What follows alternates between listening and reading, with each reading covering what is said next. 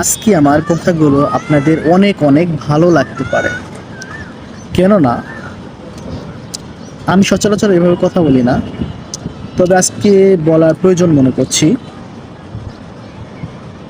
আমার দেখা বাংলাদেশের অনেক মানুষের সঙ্গে মিশেছি, দেখেছি যে তারা কেমন জানি একটা পেরেশানি, দুঃখ, কষ্ট নিয়ে নিজেকে ধরে রাখতে পারে না।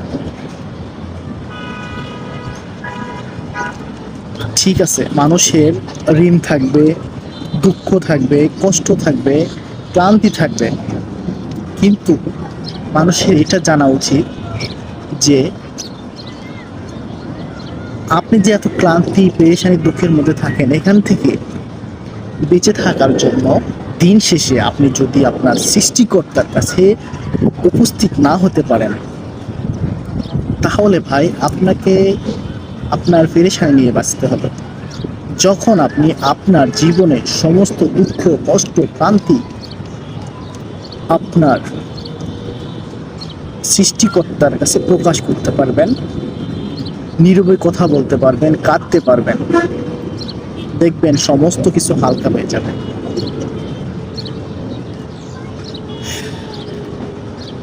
যেটা আমি সাব্বির আমার মধ্যে অনেক অনেক থেকে অনেক পরিমাণে আছে, যেগুলো থেকে বেঁচে থাকার জন্য আমি আলহামদুলিল্লাহ সর্বোচ্চ চেষ্টা করি যে আমার বাকি যতটুকু সময় পাই আমি আমার সৃষ্টিকর্তার কথা মনে করার চেষ্টা করি। প্রিয় ভাই ও বন্ধুরা,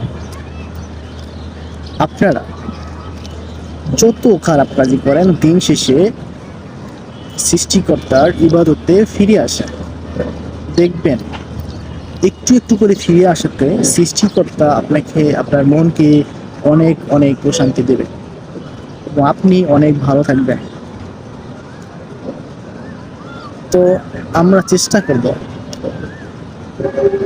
আলহামদুলিল্লাহ আমার বাবা মা আমাকে সুন্দর থেকে সুন্দরতম শিক্ষা দেওয়ার চেষ্টা করেছেন। আমি যতটুকু নিতে পেরেছি তার থেকে কিছু আপনাদেরকে দিয়ে গেলাম। আমার সমবয়সী ভাই বন্ধুদেরকেও আমি আহ্বান জানাই,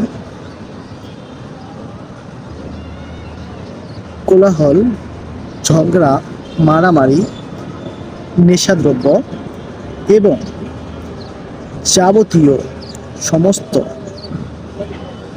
ব্যাড সাইড থেকে আমরা নিজেদেরকে একটু একটু করে সরে নিয়ে আসার চেষ্টা করব এবং